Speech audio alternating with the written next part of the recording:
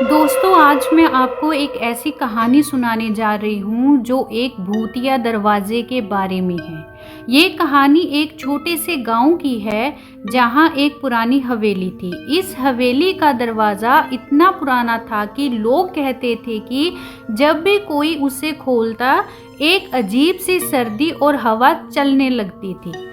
हवा के झोंके तो बस शुरुआत थी।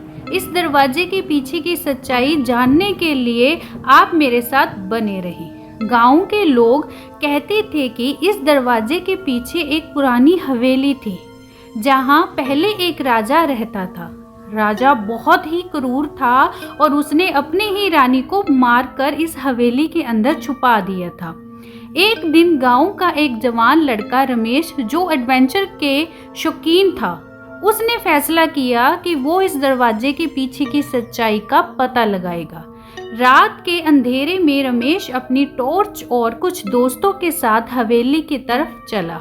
उस रात हवेली के आसपास एक भी आवाज नहीं आ रही थी। सब कुछ बिल्कुल शांत था। रमेश ने दरवाजा खोला और जैसे ही दरवाजा खुलता एक तेज ठंडी हवा चलने लगी।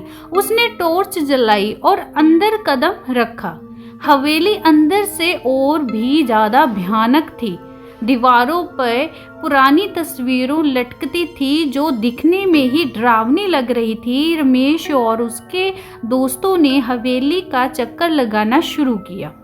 जैसे ही वो एक पुराने कमरे में घुसे, उन्होंने देखा कि वहाँ एक बड़ी सी अलमारी है। अलमारी के पास पहुंचकर उन्होंने उसे खोलने की कोशिश की। अलमारी खुलते ही एक तेज आवाज हुई और सबको एक अजीब सा एहसास होने लगा, जैसे कोई उन्हें देख रहा हो। अलमारी के अंदर एक बहुत पुरानी डायरी थी। डायरी खोलते ही रमेश को पता चला कि ये राजा की रानी की डायरी थी।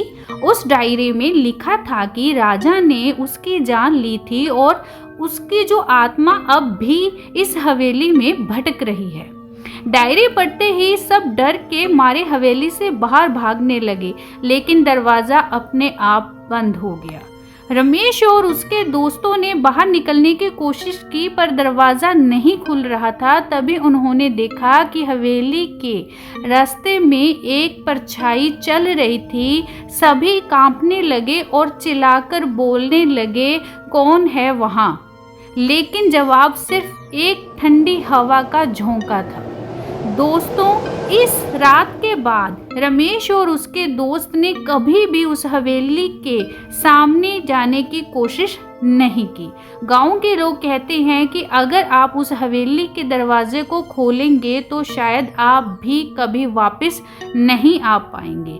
रमेश और उसके दोस्त जैसे तैसे बाहर तो आ गए उस हवेली से, लेकिन वो इस सदमे से कभी भी बाहर नहीं निकल पाए।